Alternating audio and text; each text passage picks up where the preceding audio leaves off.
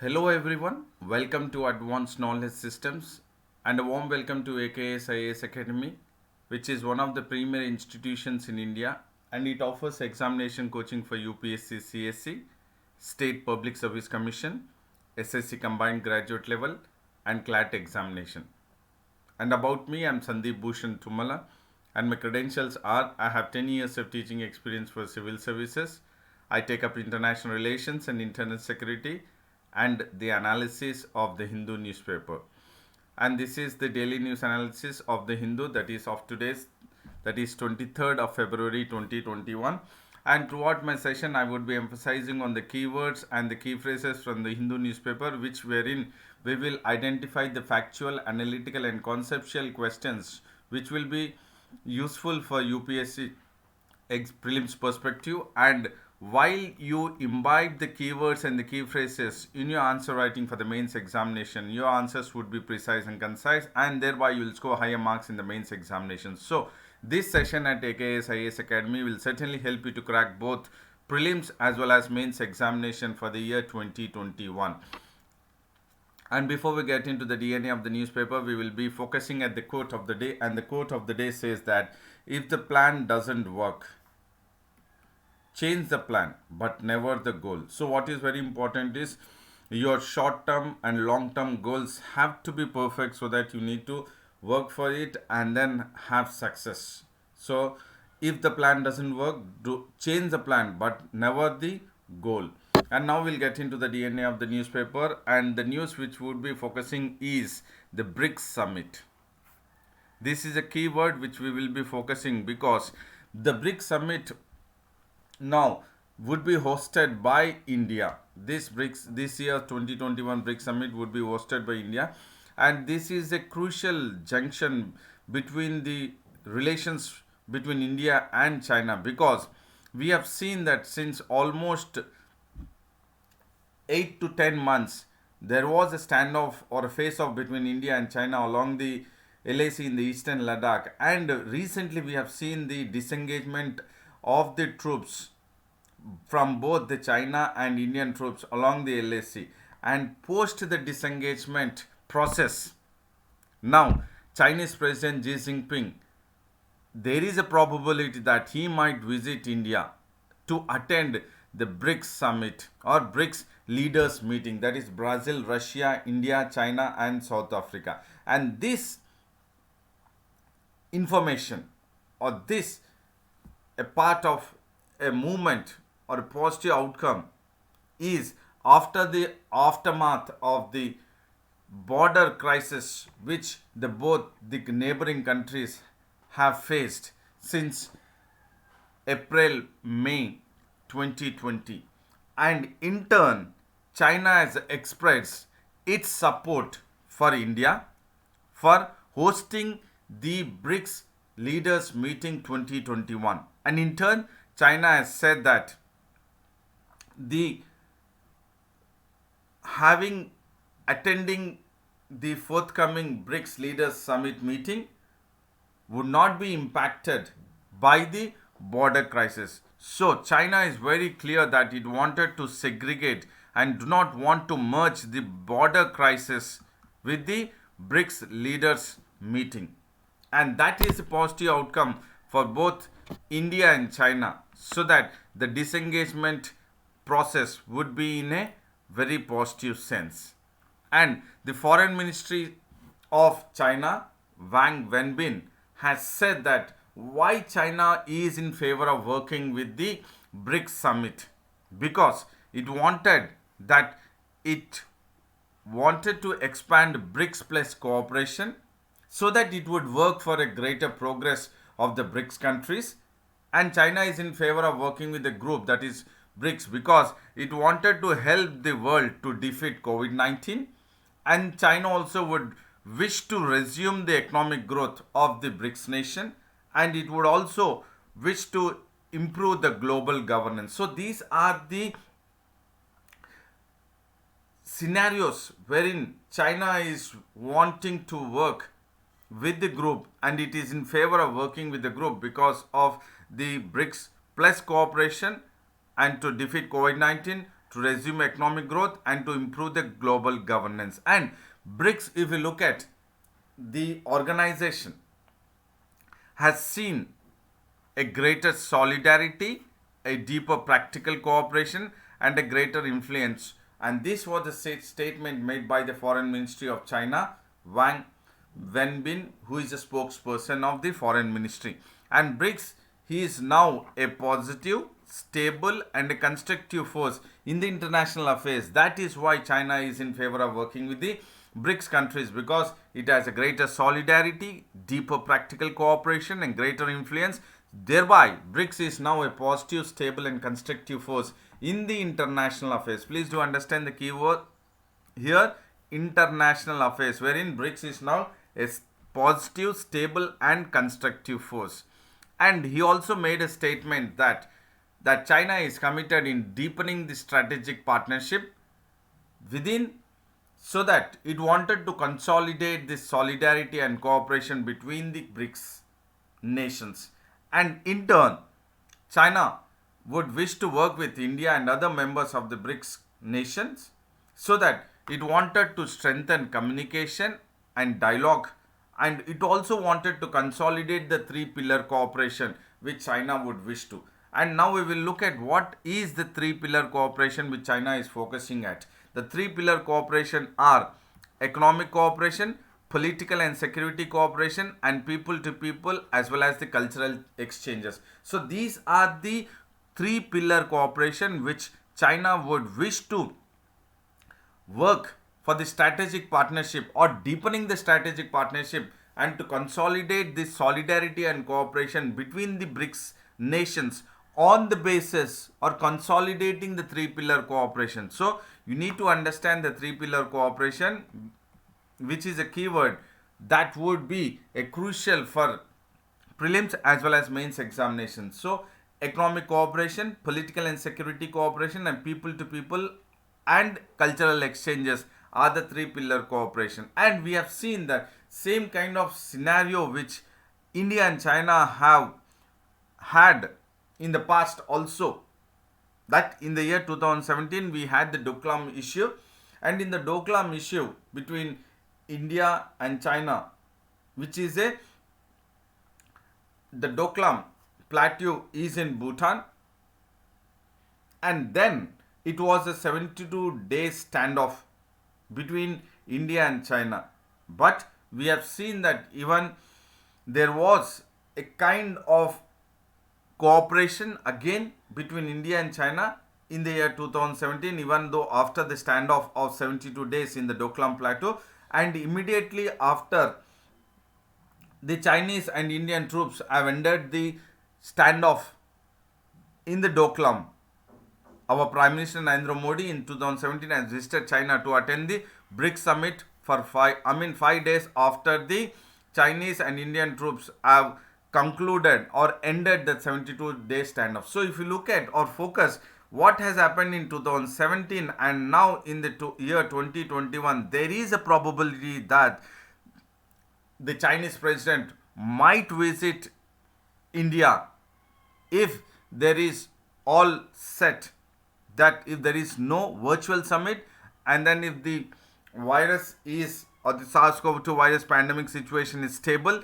then the possibility of the Chinese president visiting India for the BRICS leadership meeting is now, we need to link it with what has happened in the year 2017 with 2021, because in 2017 also there was a standoff, but both the troops have pulled out and they have gone for the BRICS summit. Then the BRICS summit, please do understand here, the BRICS summit was hosted by China in the year 2017. Now the BRICS summit in 2021 is hosted by India. So there is a sense or a common understanding we can try to analyze here, that in the year 2017 when China was hosting the BRICS summit, then they have gone ahead with ending the standoff, and then Indian Prime Minister visited China, and now there is again the same sense again in year 2021 now, that there is a possibility that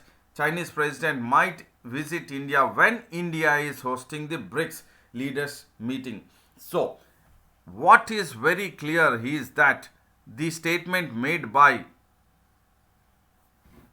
the China that BRICS summit or in regards to the having the BRICS leadership meeting will not be impacted by the border crisis. Here China is very clear that when it wants to have the kind of greater solidarity, deeper practical cooperation and greater influence, it wanted to make sure that it keeps aside the border crisis and moves ahead with the relations of the BRICS nations. So this is very crucial, that understanding the importance of the 2017 scenario and then linking it with the 2021 scenario, that is a BRICS summit of 2017 and 2021. And the keyword is the three pillar cooperation, which is you have the economic cooperation, political and security cooperation, people to people and cultural exchanges. So these are the keywords which you need to focus from the news. And there is another news which talks about the FATF. So FATF is definitely the Financial Action Task Force, and the Financial Action Task Force plenary session, which is a 3-day virtual summit, has started or commenced on February 2022, that is February 22nd of this year. And Pakistan performance in terms of measures which it has taken against the money laundering and the terror funding will be viewed once again in the plenary session of the FATF. So thereby we can again see that whether there is a possibility of Pakistan being placed in the grey list. So FATF is the keyword which you need to focus for the prelims as well as mains examination, which wherein this information or this analysis has to be taken into consideration of internal security, which is of the mains examination point of view, GS paper 3, Financial Action Task Force, which is focusing on the money laundering and the terror funding of any other country, and then Pakistan is now under the grey list of FATF, and Pakistan has been under the grey list since 2018, and in the year 2018 it was by the FATF presented a 27-point action plan which Pakistan has to fulfill it, but Pakistan has only fulfilled the others obligation, and it has not fully complied with 6 out of the 27 directives. That is 27-point action plan taken up by the FATF, which the Pakistan has to comply it, but it has not complied 6 out of the 27-point action plan or directives, wherein the others it has met or the obligations have met. And because of this, or because of the lack of full compliance, or because of lack of non-compliance of 6 of the 27 directives, Pakistan is certainly or likely to be remained in the grey list of the FATF. That is because it is not really working on certain key issues or key areas related to terror funding and money laundering. And if you look at the FATF plenary, which it has gone ahead last in October 2020, Pakistan was given an extension for full compliance with the recommendation till next session, that is which now February 22nd it has commenced, but likely that it would be remained in the grey list. Why? Because it has not fully complied with the 6 of the 27 directives. So the entire directives of FATF is 27 action plan, and out of that 6 are not fully complied by Pakistan. So there is likely that Pakistan would remain in the grey list for not totally focusing on the key areas such as terror funding and money laundering. And now we will focus from prelims as well as mains perspective that what is FATF. That is the Financial Action Task Force is an intergovernmental body, and it was established in Paris in the year 1989 by the group of 7 countries. And the main importance of establishing the Financial Action Task Force is to combat money laundering and terror financing and any other threats to the international financial system. This is a key word.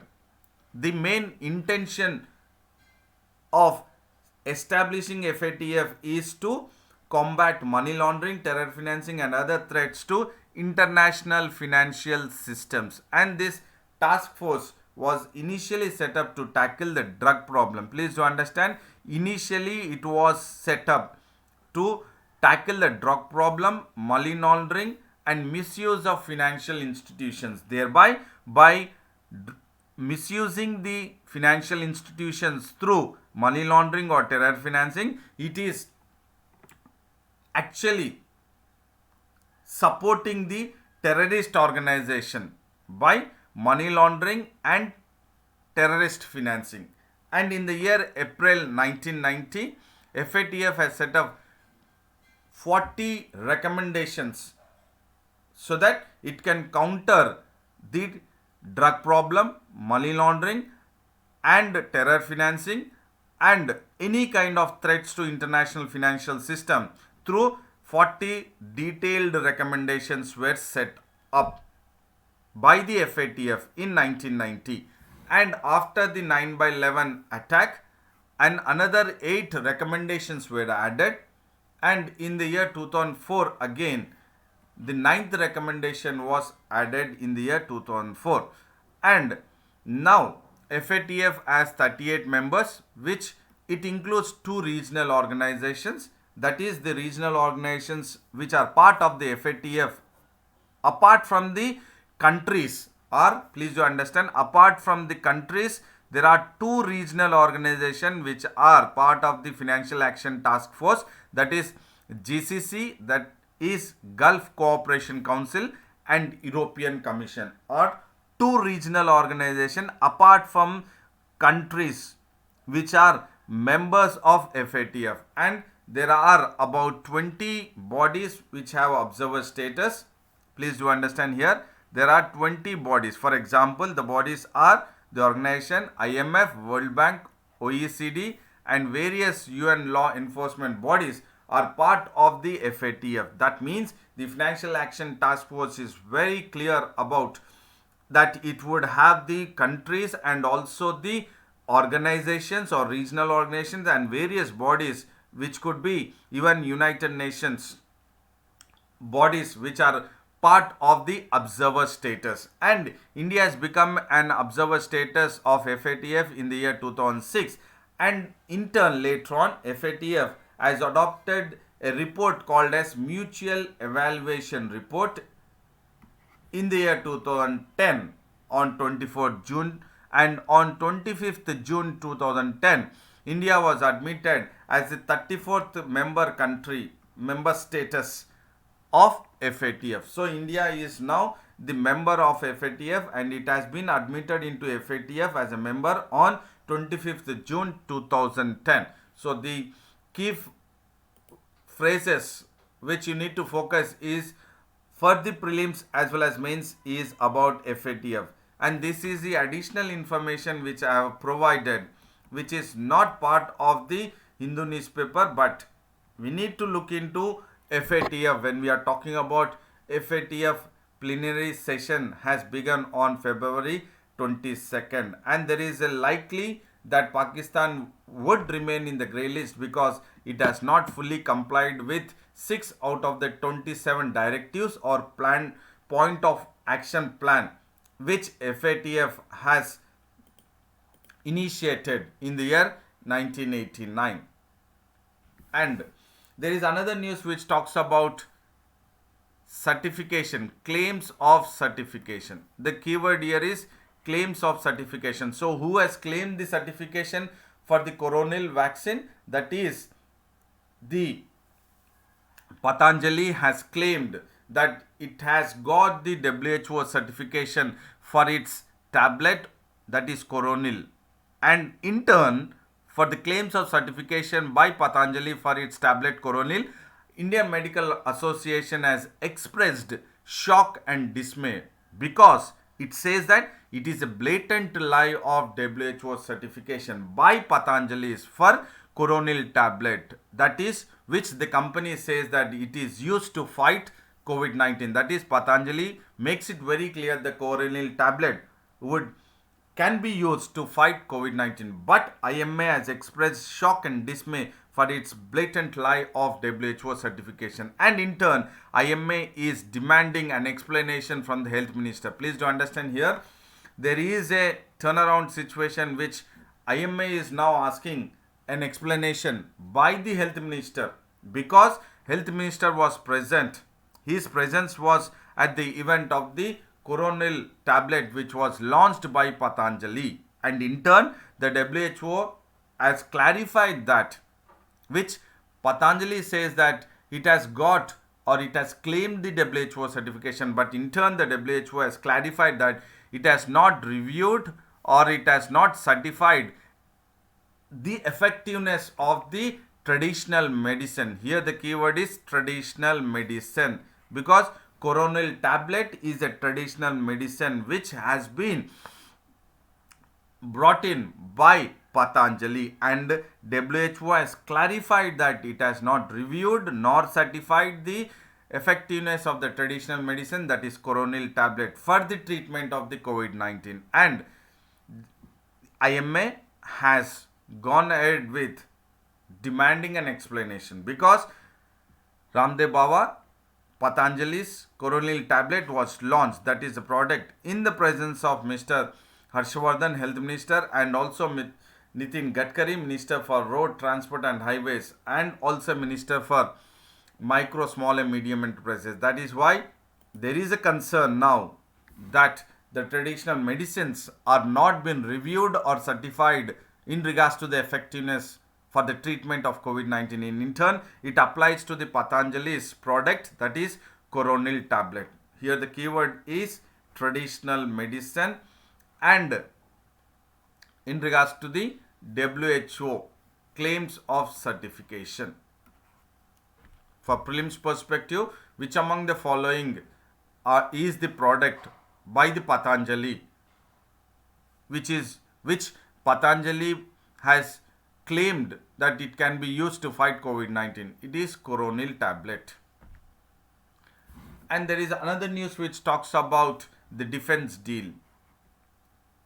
And this defense deal is between India and Maldives. But in turn, the defense deal between India and Maldives is now debated, discussed, and there is a motion which has been passed in Maldives Parliament. Please do understand here, a motion for debate of defense deal between India and Maldives is being discussed as an emergency motion in Maldives Parliament. And Maldives and India, that is Mali and New Delhi, have signed an agreement jointly to develop the Maldives National Defense Force Coast Guard Harbour.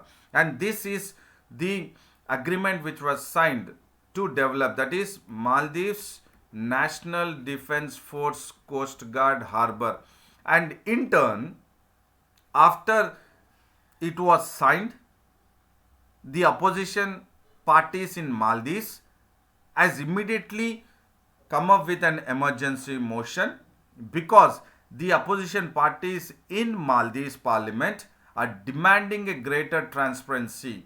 Please do understand the keyword. They are demanding the greater transparency on the bilateral pact which has been signed between India and Maldives in regards to jointly developing the Maldives National Defense Force Coast Guard Harbour, because the opposition parties in Maldives makes it very clear that how can a defense deal or a deal which is pertaining to the sovereignty and the security of the country can be signed without a debate or discussion in the parliament. So this is the main issue which has been raised, and the People's Majlis has taken up an emergency motion demanding a greater transparency on the bilateral pact between, that is, defense deal between India and Maldives.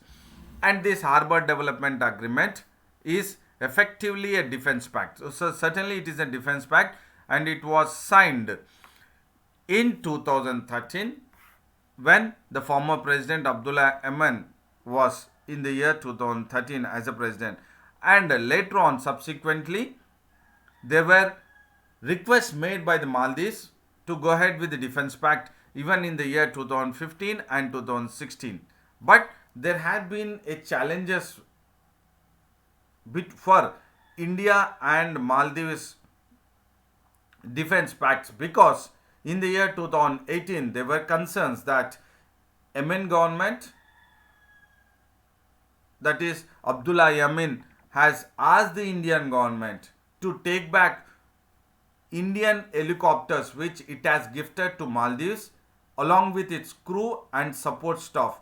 And when Abdullah Yemen has asked to take back the 2 helicopters which India has gifted along with its crew and support staff, has caused a major strain in the bilateral ties between India and Maldives. And these are the concerns over India's military presence in Maldives. And now also, when there was a pact has been signed, an agreement has been signed between India and Maldives, immediately the opposition parties in Maldives have come up with an emergency motion in Parliament, Maldives Parliament, so that they would take up or demand the greater transparency on the bilateral pact. So this is the very clear picture why there is a challenge between, or the challenges which are been erupting in regards to the bilateral ties, or causing a major strain in the bilateral ties between India and Maldives, or India's military presence in Maldives through the defense pact.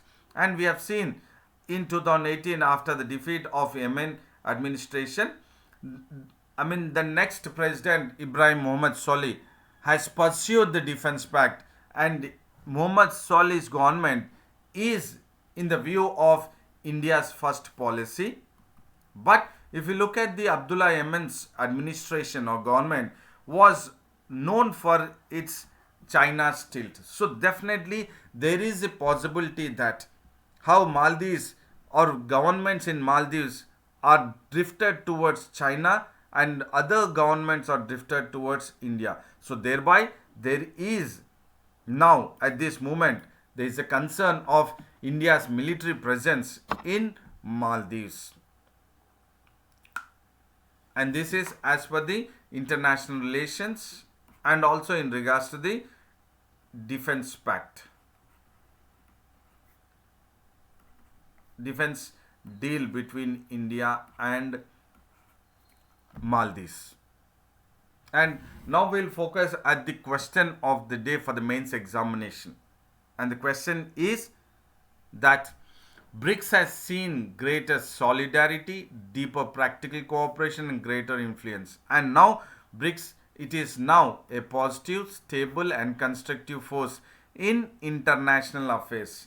Discuss. So please try to answer this, because there is a possibility that in the mains examination, in the international relations paper, the summits or under the BRICS summit, regional cooperation, BRICS summit, there is a possibility that the question can be framed, the importance of BRICS, importance or the impact of BRICS on the international affairs.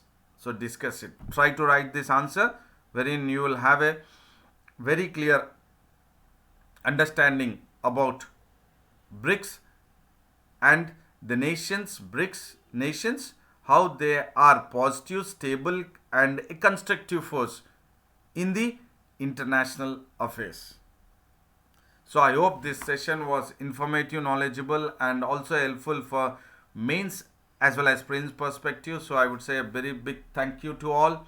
Good luck to you all. Do maintain consistency, stick to your schedule and take care of your physical health and mental health.